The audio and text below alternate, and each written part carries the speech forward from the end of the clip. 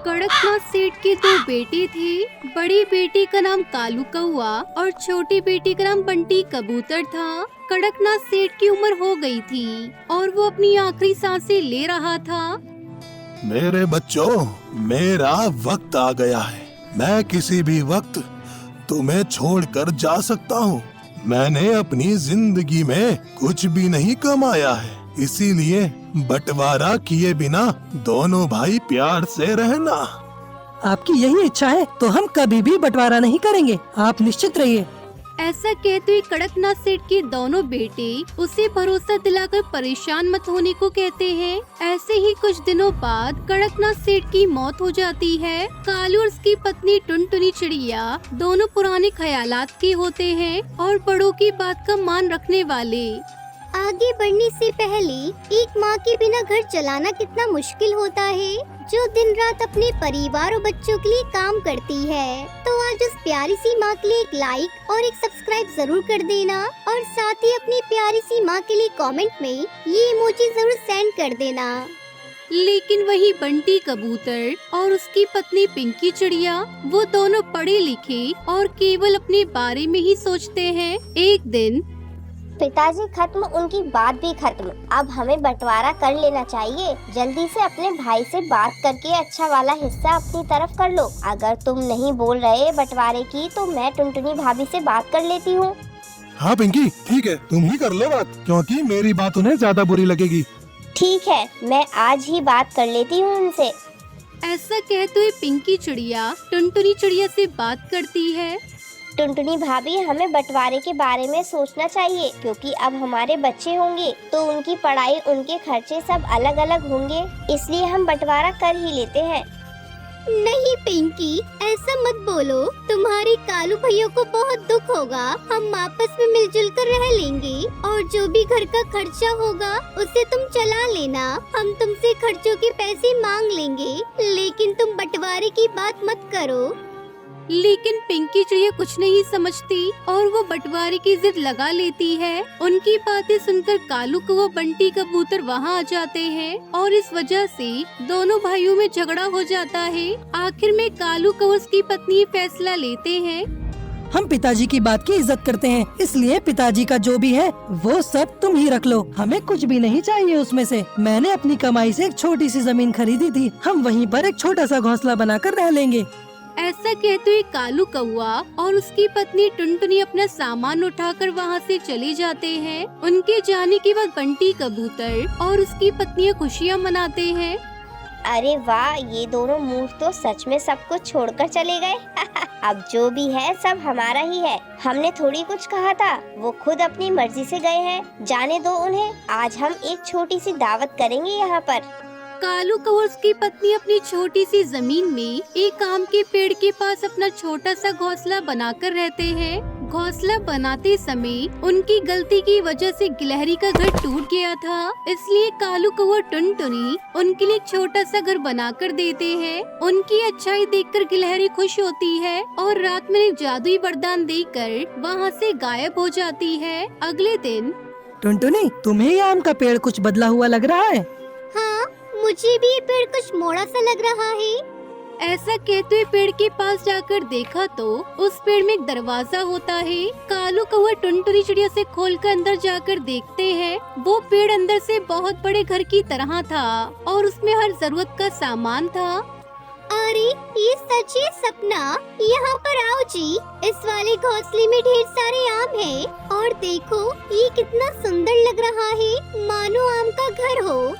जादुई आम के पेड़ के अंदर एक घोंसला था, उसमें से कितने भी आम क्यों न ले लो। एक बार दरवाजा बंद करके दोबारा खोलने पर वो घोंसला फिर से आमों से भर जाता था। कालू कौआ टुनटुनी चिड़िया साल भर उन आमों को बेच कर बहुत बड़े धनवान बन जाते हैं। उनकी सफलता देखकर बंटी कबूतर उसकी पत्नी को कुछ भी समझ में नहीं आता और वो दोनों कालू कौए से मिलने के लिए उसके घर जाते हैं और उससे कहते हैं, पिताजी की सारी संपत्ति तो मैंने ही रख ली थी, फिर भी इतने कम समय में अब इतने बड़े धनवान कैसे बन गए? मेरे पास संपत्ति के नाम पर सिर्फ वो पुराना घोंसला है। भैया, अच्छी सोच रखने पर हमेशा अच्छा ही होता है। तुमने एक बार भी नहीं सोचा कि हम कहाँ जाएंगे और कैसे रहेंगे, इसलिए तुम्हारे पास सब कुछ होने के बाद भी तुम आज गरीबी में हो। उसके बाद बंटी और उसकी पत्नी को अक्ल आती है। हमें माफ कर दो भाई भाभी, हम समझ गए हैं। अब से हम हमेशा ईमानदारी के रास्ते पर चलेंगे। हाँ भैया, हमें माफ कर दो। जब से आप दोनों उस घर को छोड़कर गए तभी से हमारे जीवन में परेशानी के अलावा कुछ हाथ ही नहीं आया। अब हम कभी लालच नहीं करेंगे, हम मिलकर रहेंगे। इस तरह दोनों भाई फिर से मिलजुल कर खुशी खुशी रहने लगते हैं।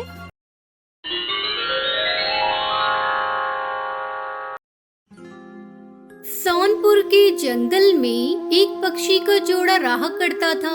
टुनटुनी चिड़िया 2 अंडे देती है और उनसे 2 बेटियां बाहर आती हैं। बेटियों को देखते ही टुनटुनी का पति कालू कौवा नाराज हो जाता है। इन बेटियों को अब ढेर सारा दहेज देना पड़ेगा। ये सब एक दिन अपने ससुराल चली जाएंगी, फिर बुढ़ापे में मेरा क्या होगा। अजी आप नाराज क्यों होते हो? अगली बार बेटा आ जाएगा। देखो ना हमारी कितनी प्यारी प्यारी बेटियां हैं। एक बार तो इन्हें प्यार से गले लगा लो।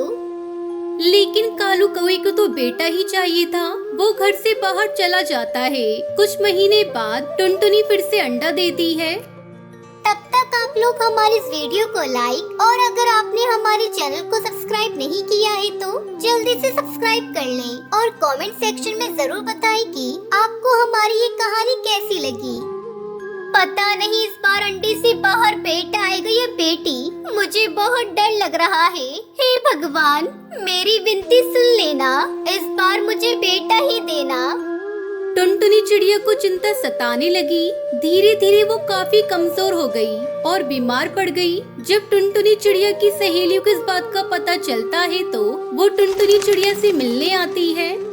ये तूने अपनी कैसी हालत बना रखी है टुनटुनी? तुम्हारी बेटियां भी बहुत कमजोर हैं। किस बात की चिंता है तुझे? क्या बताऊं किस बात की चिंता है मुझे? 2 बेटियों की वजह से तुम्हारे जीजा जी मुझसे नाराज हैं और मुझे इसी बात की चिंता हो रही है। कहीं संडे से भी चिड़िया बाहर आई तो मेरे और मेरी बेटियों का क्या होगा? कालू ने तो मुझे पहले ही कह रखा है इस बार वो दूसरी शादी कर लेगा। ऐसा कुछ नहीं होगा टुनटुनी, तुम बेकार में घबरा रही हो। हम जीजा जी को समझाएंगे, तू चिंता मत किया कर और अपनी बच्चियों का भी ध्यान रख। टुनटुनी चिड़िया कई दिनों तक कालू के घर लौटने का इंतजार कर रही थी पर वो नहीं लौटा।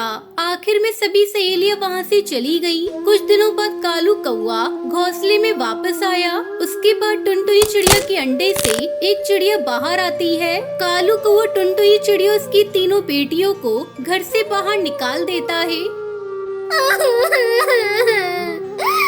अब मैं कहाँ जाऊँ? मेरा तो कोई दूसरा ठिकाना भी नहीं है। मैं अपनी बेटियों को लेकर कहाँ जाऊंगी? मेरा तो इस दुनिया में कोई भी नहीं। हे भगवान, तूने बेटी बनाई ही क्यों? क्या हर बेटी को ऐसी ही मुसीबतों का सामना करना पड़ता है? अगर मेरे माँ बाप मुझे पढ़ाते तो मैं कुछ काम ही कर लेती। ऐसे दर दर भटकती तो नहीं। लेकिन मैं अपनी बच्चियों को अच्छे स्कूल में पढ़ाऊंगी ताकि उनकी जिंदगी मेरी तरह ना हो। 2 दिनों से टुनटुनी अपनी बेटियों को लेकर खुले आसमान के नीचे एक पेड़ पर बैठी थी। टुनटुनी के 3 बच्चे भूखे थे। बच्चों, तुम लोग यही मेरा इंतजार करो, मैं तुम लोगों के लिए भोजन लेकर आती हूँ। थोड़ी देर बाद जब टुनटुनी भोजन लेकर वापस आ रही थी तभी एक बिल्ली ने उस पर हमला कर दिया। उस हमले में टुनटुनी घायल हो जाती है। ये सब चील देख लेता है और फौरन टुनटुनी चिड़िया को बचाने के लिए आ जाता है। चील बिल्ली पर हमला कर देता है लेकिन बिल्ला चील को भी मार देता है। टुनटुनी चिड़िया ये सब देखकर बहुत रोती है और बिल्ली से कहती है, बिल्लू भैया मुझ पर थोड़ा रहम करो। यहाँ से कुछ ही दूरी पर मेरे बच्चे भूखे प्यासे बैठे हैं। वो मेरे आने का इंतजार कर रहे हैं। भैया आप मुझे एक बार अपने बच्चों को देखकर आने दो। मैं अपने बच्चों को भोजन देकर आ जाऊंगी। मेरा विश्वास कीजिए भैया, मैं जरूर वापस आऊंगी, फिर तुम मुझे खा लेना। अच्छा ठीक है, यही बात है तो मैं तुझे तेरे बच्चों के लिए थोड़ी देर आजाद कर देता हूँ। तू अपने बच्चों को भोजन देकर आ, जब तक मैं तेरे आने का इंतजार करूँगा। याद रख, अगर तूने धोखा दिया तो मैं तेरे बच्चों को भी खा जाऊँगा। ठीक है बिल्लू भैया, मैं अभी आती हूँ। टुनटुनी चिड़िया जल्दी से उड़कर अपने बच्चों को भोजन देने पहुंचती है और उनसे कहती है, बच्चियों, ये लो खाना, इसे खा लेना और मुझे माफ कर देना। मुझे तुम तीनों को छोड़कर जाना होगा। तुम तीनों एक साथ रहना, कभी भी झगड़ा मत करना और एक दूसरे का ध्यान रखना बेटा। लेकिन माँ, आप ऐसी बातें क्यों कर रही हैं? हम आपके बिना नहीं रह पाएंगे, हमें छोड़कर मत जाना माँ। बेटा, मैं तुम लोगों के लिए अच्छे खाने की तलाश में दूसरे जंगल जा रही हूँ, इसलिए मुझे आने में समय लग जाएगा। तुम लोग अपना ध्यान रखना।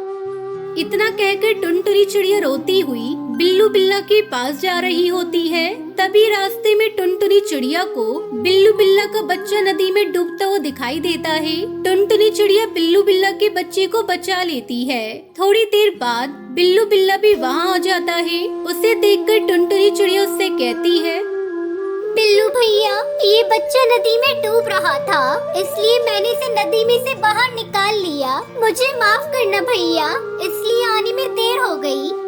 टुनटुनी चिड़िया की ईमानदारी देखकर बिल्लू बिल्ला की आंखों से आंसू आने लगते हैं और वो टुनटुनी चिड़िया से कहता है, टुनटुनी बहन, तुमने मेरे बच्चों को बचा लिया और मुझे देखो, मैं तुम्हारी ही जान लेने चला था। आज तुमने मुझे समझा दिया कि हर किसी की जिंदगी कितनी जरूरी होती है। अब से मैं किसी पक्षी की जान नहीं लूंगा। और टुनटुनी, तुम्हें किसी चीज की जरूरत पड़े तो बस अपने भैया को याद करना। बिल्लू भैया, मेरे पास रहने का कोई ठिकाना नहीं है। मेरे पति ने मुझे घर से बाहर निकाल दिया है। मेरी 3 बेटियां हैं। अगर आप कोई रहने का ठिकाना बता देते तो आपकी बड़ी मेहरबानी होगी। तुमने मुझे भैया कहा है। टुनटुनी, आज से तुम मेरी बहन हो। मेरी कोई बहन नहीं है। मैं तुम्हारी और तुम्हारी बेटियों की रक्षा करूंगा। मेरा एक बहुत बड़ा मशरूम का घर है। तुम अपनी बेटियों के पास जाओ और उन्हें लेकर आओ। आज से तुम मेरे साथ मेरे मशरूम के घर में रहोगी। लेकिन बिल्लू भैया, मैं एक चिड़िया हूँ। क्या मुझे और मेरी बेटियों को आपके परिवार वाले रहने देंगे? मुझे कोई खतरा तो नहीं होगा ना? नहीं बहना, तुम बिल्कुल चिंता मत करो। जब तक तुम्हारा ये भाई जिंदा है, तुम लोगों का कोई बाल भी बाका नहीं कर सकता। फिर टुनटुनी चिड़िया अपनी तीनों बेटियों को लेकर बिल्लू बिल्ला के मशरूम के घर में खुशी खुशी रहने लगती है।